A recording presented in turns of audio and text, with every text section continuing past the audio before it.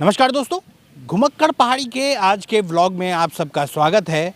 और हर बार की तरह मैं आपका दोस्त पंकज पंवार आपको एक ऐसी जगह पर ले आया हूं जो देहरादून की बेहद महत्वपूर्ण और बेहद जानी मानी जगह है।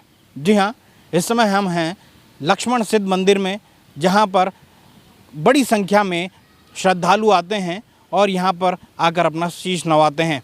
आप मेरे पीछे देख सकते हैं कि किस तरीके से ये पूरा मंदिर है और इसकी बहुत मान्यताएं जो है पूरे इस इलाके में कही जाती है।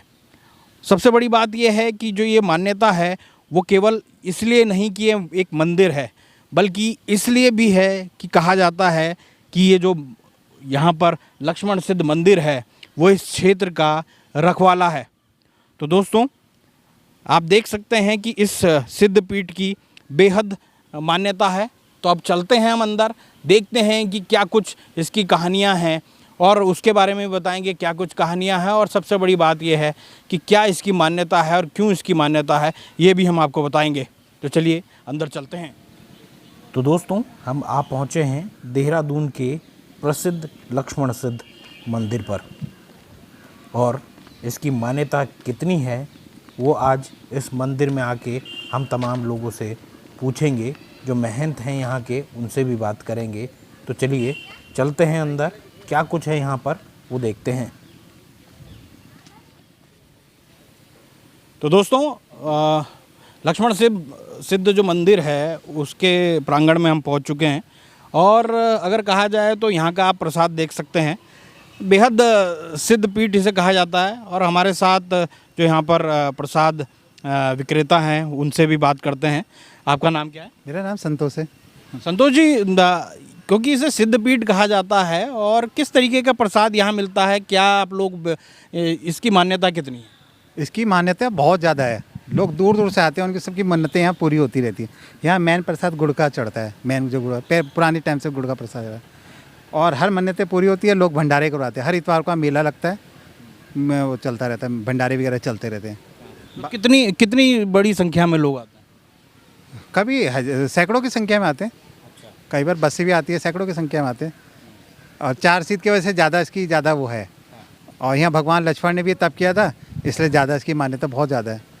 तो यहाँ पर बहुत हुआ है।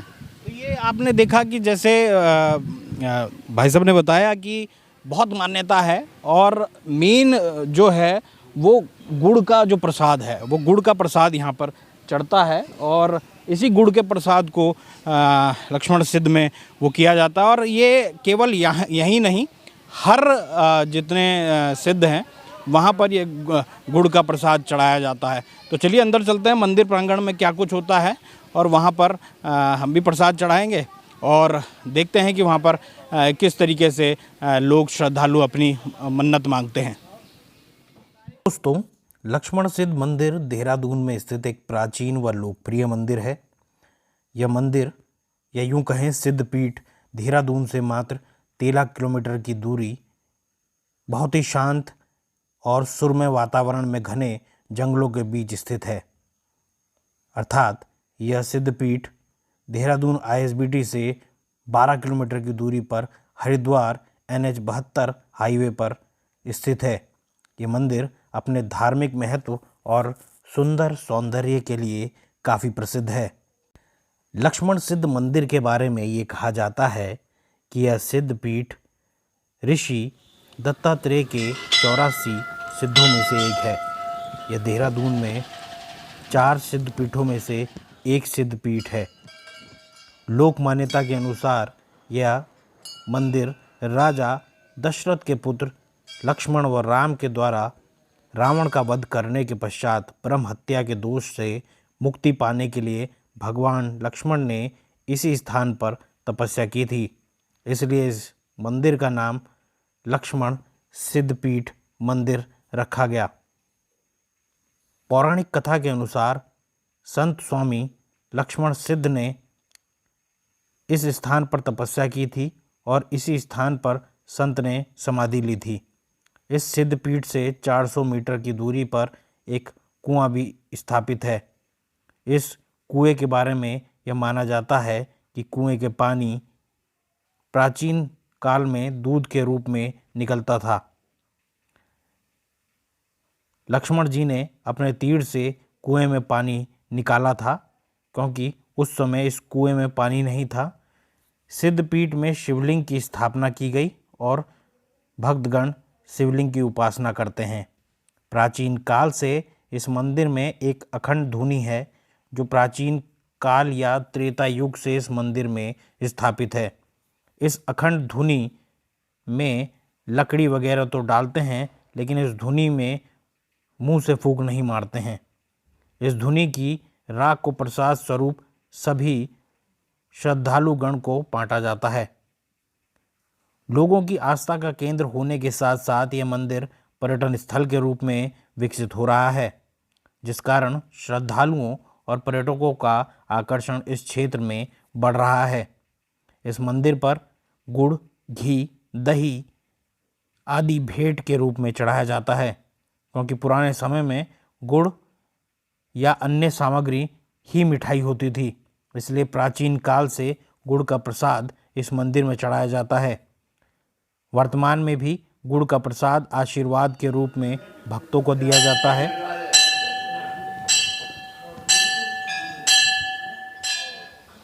दोस्तों, इस समय हम लक्ष्मण सिद्ध के जो मेन मंदिर प्रांगण हैं उसमें पहुंच चुके हैं। आपको हमने दिखाया कि किस तरीके से यहाँ गुड़ का प्रसाद चढ़ाया जाता है और किस तरीके से यहाँ पर तमाम लोग श्रद्धालु लगातार आते रहते हैं। संडे को या फिर रविवार को यहाँ पर बहुत भीड़ होती है और भंडारे भी लगाए जाते हैं। इसकी मान्यता है कि उत्तराखंड में 4 धाम बद्रीनाथ, केदारनाथ, यमुनोत्री, गंगोत्री शामिल हैं। वहीं उत्तराखंड की जो राजधानी है देहरादून में 4 सिद्ध पीठों से घिरी हुई है, जो देहरादून के रक्षक के रूप में चारों दिशाओं में स्थापित हैं। पूरी देवभूमि देवमय है। यहाँ आकर लोगों के मन को शांति मिलती है। लेकिन ये 4 सिद्ध पीठ अपनी विशेष महत्ता रखते हैं। इन सिद्ध पीठों में लक्ष्मण सिद्ध, कालू सिद्ध, मानक सिद्ध और माड़ू सिद्ध मंदिर शामिल हैं। पूरे देश में 84 सिद्ध पीठों की मान्यता है। माँ सती के गिरे अंगों के कारण सिद्ध पीठ बने हैं। इन सिद्ध पीठों और देहरादून के 4 सिद्ध पीठों में प्रत्यक्ष रूप से कोई सामंजस्य नहीं है।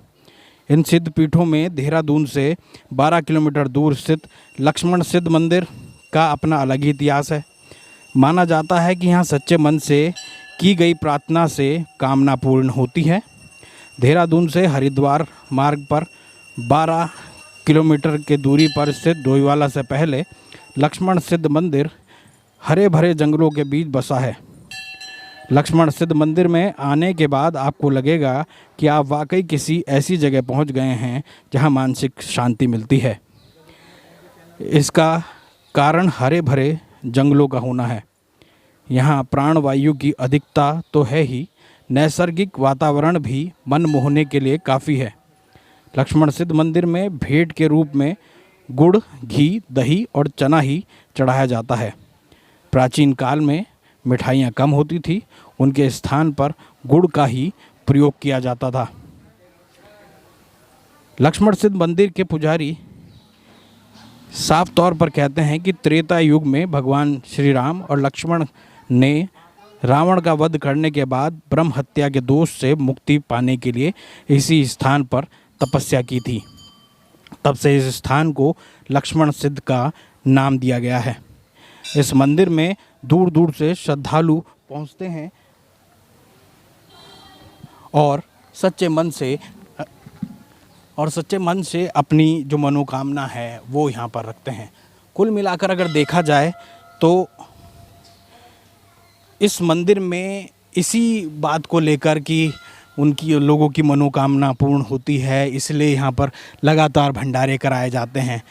आप देख सकते हैं कि यहाँ पर झूले भी लगे हुए हैं। जब यहाँ पर मेले लगते हैं, हर रविवार को तो वैसे मेला लगता है, लेकिन क्योंकि कोरोना इस समय है अभी भी बना हुआ है, बीच में तो सारे मंदिर सरकार के द्वारा बंद रहने के निर्देश दिए गए थे और बड़ी मुश्किल से अब जितने मंदिर हैं या फिर जितने भी सार्वजनिक स्थल हैं जहां पर लोगों के जाने की संभावना होती है, उन तमाम जगहों को अब लगातार खोला गया है और सरकार ने अब गाइडलाइन भी जारी कर दी है। कुल मिलाकर ये एक ऐसा सिद्ध है जो भले ही कालू सिद्ध, मानक सिद्ध और जो ये तमाम सिद्ध हैं, वो लगभग 4 सिद्ध हैं। इनको कहा जाता है कि ये क्षेत्र पालक हैं। इस इलाके के जितने लोग हैं उनमें बेहद मान्यता है इस जो लक्ष्मण सिद्ध है या फिर जो कालू सिद्ध है अपने उधर, उसके अलावा मानक सिद्ध है, इन तमाम जो जितने भी सिद्ध हैं उनकी अपने आप में एक मान्यता है। तो इन सिद्धों में जो भी आता है वो यहाँ पर आकर अपनी मनोकामना मांगता है। मनोकामना मांगने के बाद अगर वो मनोकामनाएं पूर्ण होती हैं तो फिर वो यहाँ पर आता है। तो ऐसा ही एक चक्र बना रहता है। ये आगे भी इसी तरीके की मान्यताएं हैं। और हालांकि इसको लेकर एक और कहानी है कि बाबा गोरखनाथ से जुड़े हुए जो गोरक्षनाथ से जो हैं वो जुड़े हुए ये पंथ हैं। लेकिन फिर भी अगर कहा जाए तो काफ़ी हद तक ये देहरादून की रक्षा करते हुए नज़र आते हैं। जो ये तमाम पीठ हैं ये देहरादून की रक्षा करते हुए नज़र आते हैं। तो कुल मिलाकर अगर देखा जाए तो बड़ी संख्या में ये हरे भरी झुरमुट के बीच में आप देख सकते हैं ये पूरा का पूरा मंदिर प्रांगण है, मंदिर परिसर है। काफ़ी कुछ बदला है, काफ़ी कुछ नई नई सुविधाएं यहाँ पर की गई हैं। हालांकि जो अखंड धुनी है वो भी यहाँ पर है। इसके अलावा शिव का एक मंदिर है वो भी यहाँ पर है। इसके अलावा चाय टी स्टॉल्स यहाँ पर काफ़ी खोल दिए गए हैं जो पहले नहीं थे। तो कुल मिलाकर आज हमने आपको इस लक्ष्मण सिद्ध के बारे में बताया। अगली बार हम आपको किसी और सिद्ध में ले चलेंगे। देहरादून के 4 सिद्ध पीठ आज भी आस्था का केंद्र है। देहरादून के ग्रामीण किसान अपनी खेती से प्राप्त उपज का एक हिस्सा सामूहिक रूप से एकत्र कर हर साल यहाँ भंडारा करते हैं। दुधारू पशुओं के ब्याहने के बाद उनके प्रयोग से पहले दूध को यहाँ भेंट करते हैं और खेती व जानवरों की सलामती की मन्नत मांगते हैं। लक्ष्मण सिद्ध की अपनी एक मान्यता है और इस मान्यता को मानने वाले हर बार यहाँ पर आते हैं, शीश नवाते हैं, अपनी जो मनोकामना है वो सामने रखते हैं बाबा के और वो पूर्ण होती है। हमारे साथ महन जी हैं, भारती जी हैं। किस तरीके से देखते हैं और यहाँ के जो लक्ष्मण सिद्ध की मान्यता क्यों है, क्यों यहाँ पर लोग आते हैं और इसको क्यों कहा जाता है कि ये क्षेत्र का रक्षक है? ये लक्ष्मण सिद्ध मंदिर है। यहाँ पे त्रेता युग में तपस्या करी थी तो त्रेता युग से स्थापित है। सती अनसुईया से कहानी है। सती अनसुईया ने तपस्या करा था तो तपस्या करने के बाद में ब्रह्मा विष्णु महेश ने उनकी परीक्षा ली। परीक्षा लेने के बाद उसके बाद उन्होंने जो है परीक्षा में उत्तीर्ण हो गए तो उन्होंने बोला वर मांगो क्या चाहिए। तो उन्होंने बोला तीनों भगवान मेरी कोख से जन्म लोगे। तो उन्होंने बोला 3 तो नहीं, 1 ही होंगे। तो एक हुए दत्तात्रेय महाराज के नाम से जिनकी 3 शीश 4 भुजाएं हुई हैं। तो दत्तात्रेय महाराज जो है उन्होंने 84 चेले बनाए, उसमें से एक है। और लक्ष्मण जी ने यहाँ पे तपस्या करी तो इस जगह को लक्ष्मण सिद्ध के नाम से माना जाता है। पुराने ज़माने में गुड़ या शक्कर मिठाई होती थी तो वही यहाँ पे चढ़ता हुआ है, गुड़ का प्रसाद चढ़ता है। तो ये जो 4 धाम हैं अगर कहा जाए तो हम जो 4 सिद्ध हैं यहाँ पर, इसको क्या ये सारे ही दत्तात्रेय महाराज उनके ये चारों दत्तात्रेय महाराज के शिष्य हैं। यहाँ पे स्थापना क्यों की गई थी? ये जो तमाम उसके स्थापना इसी जगह पे तपस्या करी उन्होंने, इसलिए उनकी स्थापना हुई यहाँ पे। तो ये थे महन जी जिन्होंने साफ तौर पर बताया कि किस तरीके की मान्यता है, किस तरीके से ये चारों धाम, चारों सिद्ध जो हैं वो यहाँ पर बने और लक्ष्मण सिद्ध जो सिद्ध पीठ है उसकी अपनी क्या मान्यता है।